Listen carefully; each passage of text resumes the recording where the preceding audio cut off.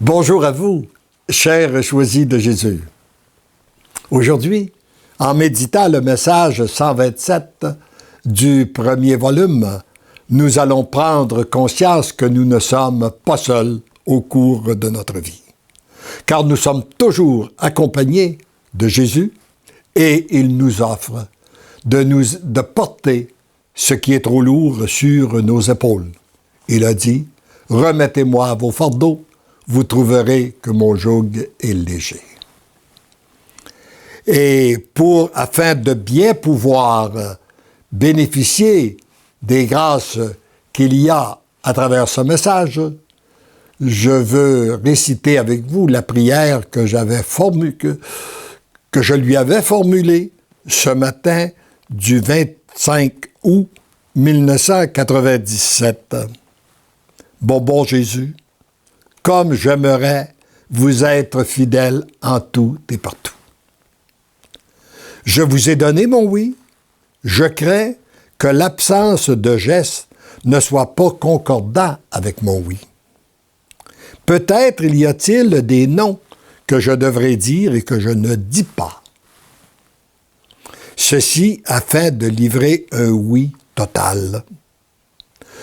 Venez m'enseigner. Je vous prie, j'ai besoin de votre aide. Merci de répondre à ma demande. Je vous aime. Parce que le oui donné à Dieu suppose des non. On ne peut pas dire oui à Dieu et ne pas dire non à ce qui est contraire à sa volonté. Et très souvent, ce qui nous empêche de vivre pleinement notre oui, c'est des non que nous ne sommes pas capables de dire. Et l'enseignement est ceci. Mon tout petit, sois sans crainte, je suis avec toi. J'ai entendu ta demande. Et plus que cela, je vois dans ton cœur ton désir d'être fidèle.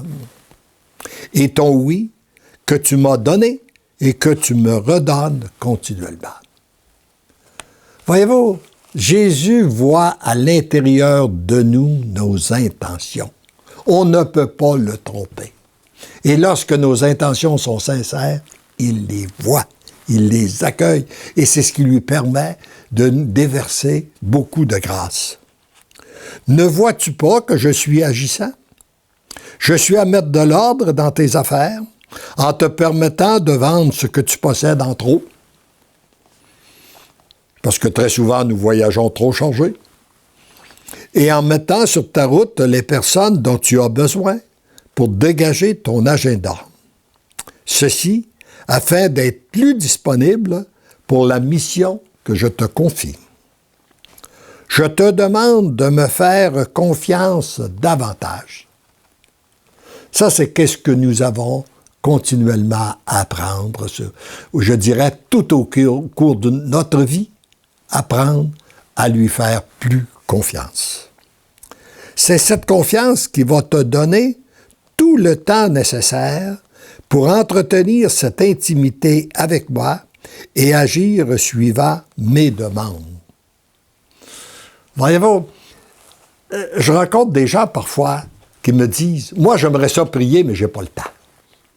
Oh, j'aimerais ça faire des choses, j'ai pas le temps. Et moi, je pense que le temps, c'est un peu comme l'argent, c'est quelque chose de relatif que nous avons toujours pour ce qui est important, que nous avons moins pour ce qui est secondaire et que nous n'avons pas pour ce qui n'est pas important. Alors, je pense qu'il n'y a personne qui n'a pas de temps pour prier. Nous avons tous du temps. Si nous nous décidons pour lui, d'abord, il est bon de s'arrêter à chaque instant, à chaque jour, pour avoir un temps plus intime avec lui, se couper des activités quotidiennes. Qui ne peut pas prendre 15 minutes par jour? La personne qui dit qu'il n'a pas le temps, est-ce qu'elle a le temps de regarder la télévision? Est-ce qu'elle a le temps de faire des sports? Est-ce qu'elle a le temps de manger? Est-ce qu'elle a le temps? On a le temps pour les choses qui nous sont essentielles.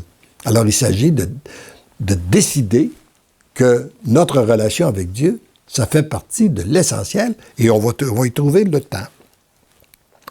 Tu n'as plus à courir. Recherche mon intimité. Remets-moi constamment tes préoccupations ou le problème. Je dirais plutôt ce que tu crois est un problème. Car très souvent, ce que tu qualifies ainsi n'est que le début d'un dégagement que je veux faire pour toi. Voyez-vous la profondeur de cet enseignement-là? Là? Parfois, nous vivons un problème. Ça nous apparaît être un problème. C'est un changement, ça nous dérange.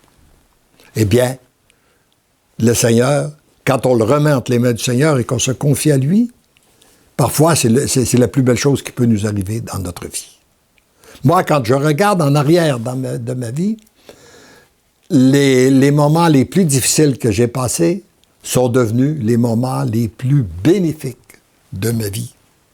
Et je ne peux jamais oublier, j'oublierai jamais l'expérience que j'avais vécue lorsque j'avais 30 ans, alors que j'étais gérant pour une compagnie et que cette compagnie-là est devenue en difficulté sur le plan financier et je me suis retrouvé sans emploi.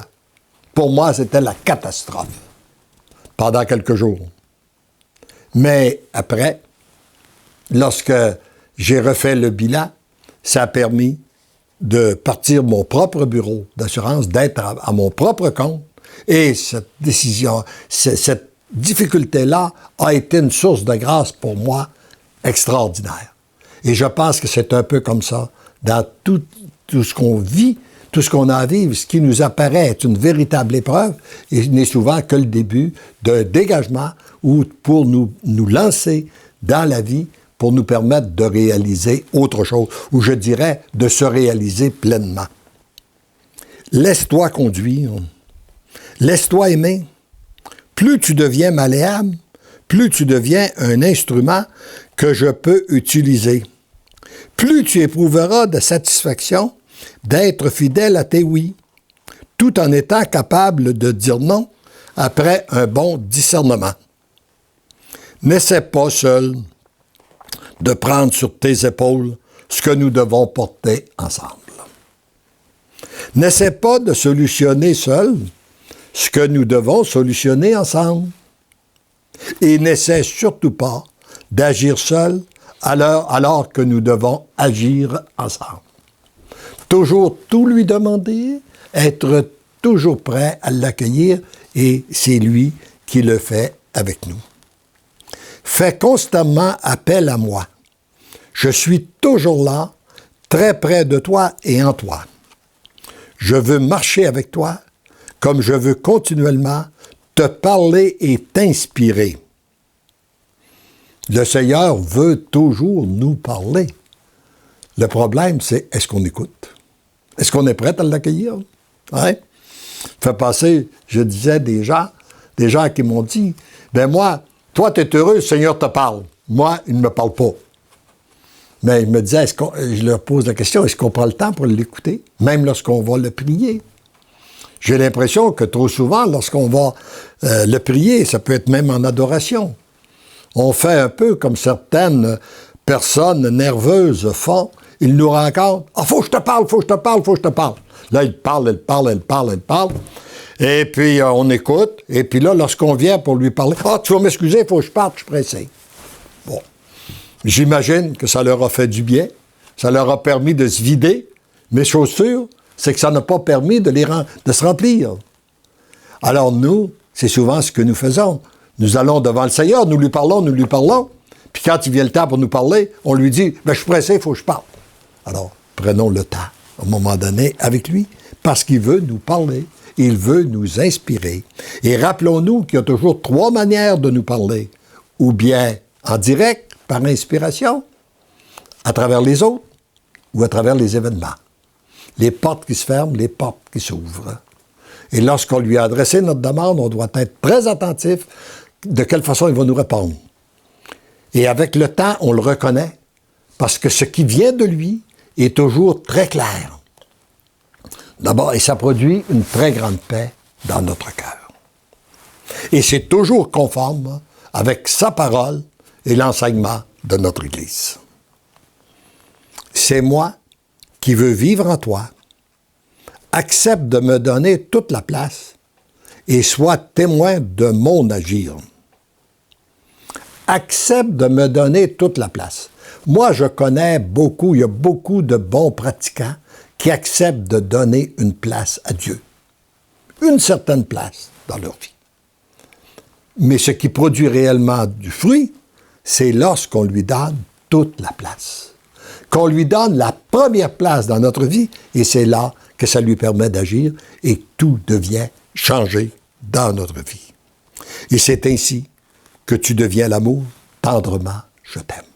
Alors, donnons-lui toute la place, et nous serons de plus en plus témoins de son agir, et nous n'aurons pas assez de l'éternité pour lui rendre grâce de vivre avec, de recevoir ses grâces et de vivre à cette période à cette période très importante de l'humanité. Amen.